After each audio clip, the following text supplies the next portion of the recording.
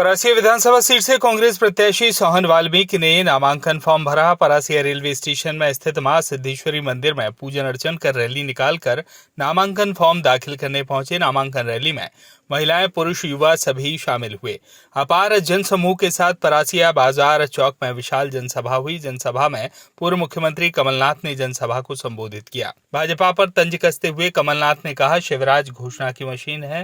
भाजपा में इतना भ्रष्टाचार है कि 50 एकड़ जमीन हो, पैसे दो और गरीबी रेखा में नाम जुड़वा लो। जनसभा को संबोधित करते हुए कमलनाथ ने कहा, परासिया एक इतिहास बनाए, छिंदवाड़ा में सबसे नंबर 1 रहे और मध्य प्रदेश में भी नंबर 1 आए। सोहन वाल्मीकि के समर्थन में कमलनाथ ने लोगों से वोट डालने की अपील की। मैंने लोकसभा चुनाव और आचार संहिता में किया। 11.5 महीने थे, मैंने शुरुआत करी थी। हमने अपनी नीति और नियत का परिचय दिया। 27 लाख किसानों का कर्जा पहली किश्त में हमने मध्य प्रदेश में माफ किया। हमारे छिंदवाड़ा में 75,000 किसानों का कर्जा माफ किया। ये आप सब किसान हैं। मैंने 100 यूनिट 100 रुपए में दिए, पेंशन बढ़ाया। मैं जानना नहीं चाहता कि इसकी गवाह आप हैं। मैं इसको दोहराना नहीं चाहता कि कैसे हम गए। मैंने कौन सा पाप किया कि मैंने 1000 गौशाला बनाए जो इतिहास में नहीं बने थे। कौन सा पाप मैंने किया। और विधायक आते थे मेरे पास कि हमें बीजेपी इतना पैसा दे रही है। मैंने कहा, रख लो पैसा, मौज करना, मेरे से एक पैसा नहीं मिलने वाला। मैं सौदा करके कुर्सी पे नहीं बैठूंगा। सबसे पहले अगर मैं सौदा करूंगा तो छिंदवाड़ा का नाम बदनाम होगा। छिंदवाड़ा की पहचान सौदे की राजनीति से नहीं हो सकती। मध्य प्रदेश की पहचान सौदे से नहीं हो सकती। आज मध्य प्रदेश की तस्वीर क्या है? हर वर्ग परेशान है।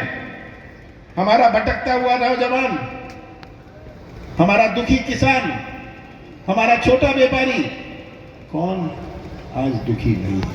क्या बेरोजगारी दी, महंगाई दी, भ्रष्टाचार दिया, अत्याचार, सबसे ज्यादा अत्याचार हमारे आदिवासी भाई और अनुसूचित जातियों पर पूरे देश भर में ये शिवराज सिंह ने दी। एक और चीज दी, घर घर में शराब दी। ये भी शिवराज सिंह की देन है।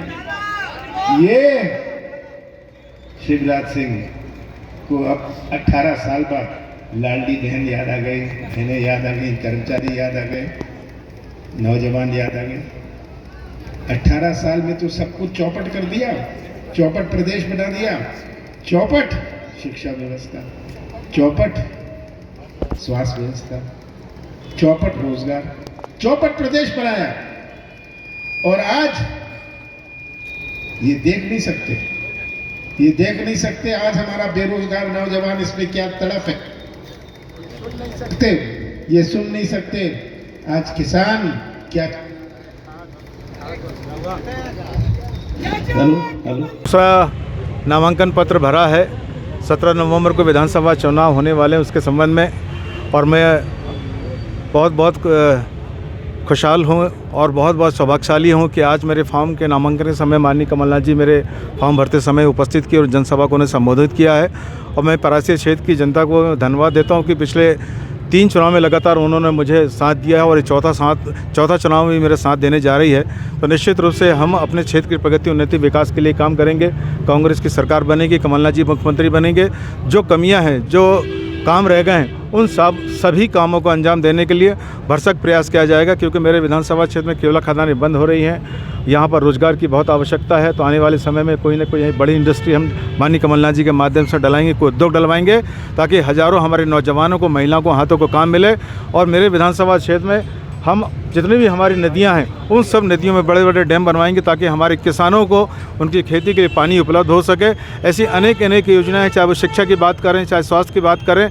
निश्चित रूप से हम एक नया इतिहास रचेंगे इस बार विधानसभा चुनाव जीतने के बाद में, कमलनाथ जी के मुख्यमंत्री बनने के बाद में। हम चौमुखी विकास कराएंगे हमारे परासिया विधानसभा क्षेत्र का। परासिया से निरंजन तिवारी की रिपोर्ट।